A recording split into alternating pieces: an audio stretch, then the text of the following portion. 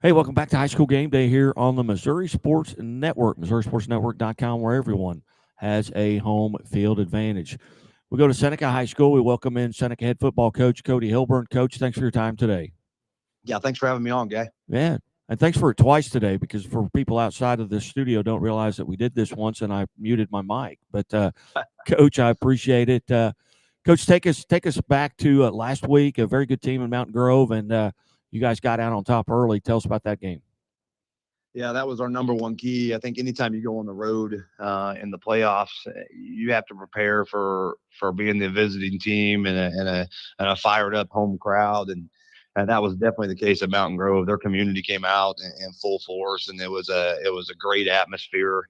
And we knew we had to start fast, and fortunately we did that. We got the ball first and went down and scored in 5 plays, and then kicked off, and our kickoff team forced a turnover, and we got the ball back, and we scored on the very next play. And so we were up 14-0, only 3 minutes into the ball game right there. And it kind of took the crowd out of it a little bit, and we were able to maintain the rest of the game.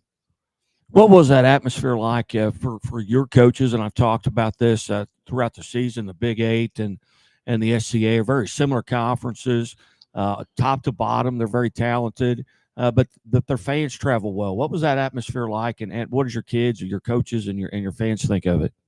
Yeah, similar to Seneca, it's a small school community that you can tell they support the heck out of their kids and they support the heck out of their football program. And I felt like the entire town of Mountain Grove was there. And then of course we're going to travel really well. I know we pulled in at whatever time it was, and there was a huge group of Seneca people already tailgating that had beat the bus there. And so when you got off the bus, you started to feel it a little bit. It felt different that first Saturday afternoon, and a great atmosphere. That's why the kids do what they do, is to play in atmospheres like that.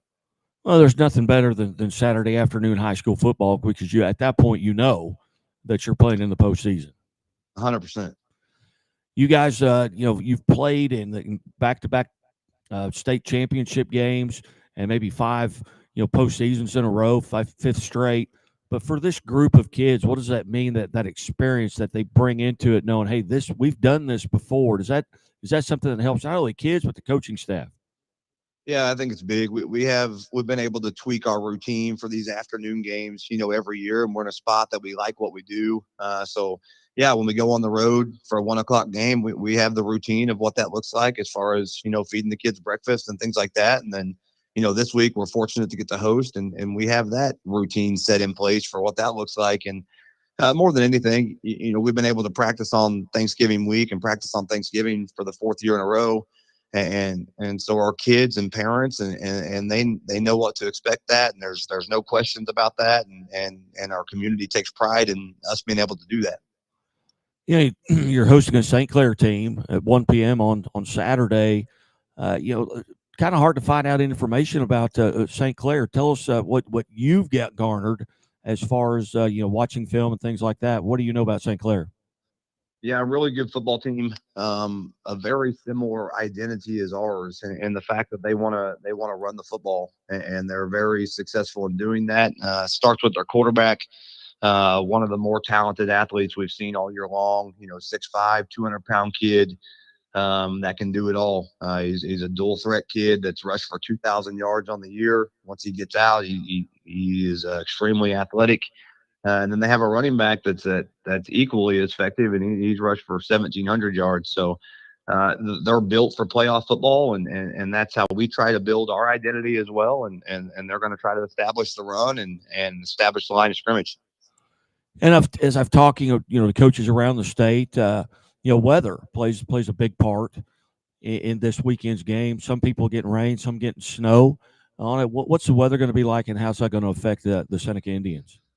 Yeah, as of right now, there's about a 90% chance of rain. So that's what we're preparing for.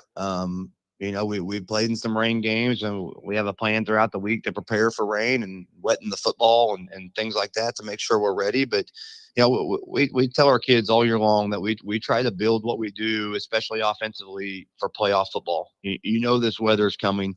And so you better be able to rely on your run game, and that's who we try to be. And I think it's a game that probably comes down to who can win the line of scrimmage on Saturday.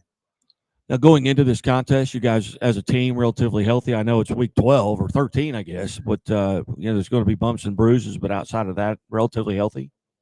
Yeah, I don't think anybody's 100% this time of year, but yeah, we don't have anything significant. We have throughout the year, and we've had to battle that adversity. But we have everybody back right now. Our quarterback's coming off a MCL sprain where he was out for 4 weeks, but he's played the last couple of weeks, and he's getting really close to being back to 100%. Outstanding, Coach. Well, it's Thanksgiving. Tell us, a couple, three things that you're thankful for here as you could kind of reflect on Thanksgiving of things that you're thankful for.